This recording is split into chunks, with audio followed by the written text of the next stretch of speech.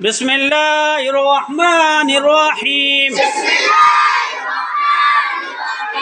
खड़ा ज़बर, खड़ा ज़ेर, उल्टा पेश, इन तीनों को भी हुरूफ़ मद्दह की तरह थोड़ा खींच कर पढ़ेंगे। समझ गया? इन तीनों को हुरूफ़ मद्दह की तरह। हाँ, आज सबक चलेगा खड़ा ज़बर का बयान। अलिफ मद्दा होगा, खड़ा ज़बर बराबर है अलिफ मद्दा के।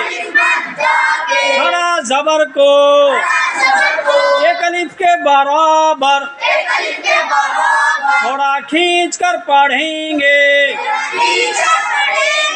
जैसे आ, हमज़ा खड़ा ज़बर आ,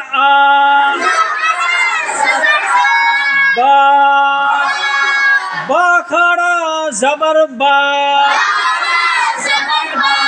ता, ता खड़ा ज़बर ता, ता, ता खड़ा ज़बर ता, जा, जीम खड़ा ज़बर जा, हा, हा खड़ा ज़बर हा, हो, हो खड़ा ज़बर हो,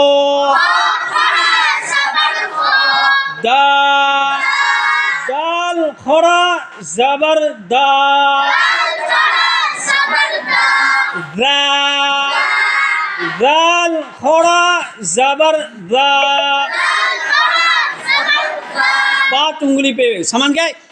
आ, हमज़ा खड़ा ज़बर आ, बा, बा खड़ा ज़बर बा। समझ गए? इस तरह पढ़ने का।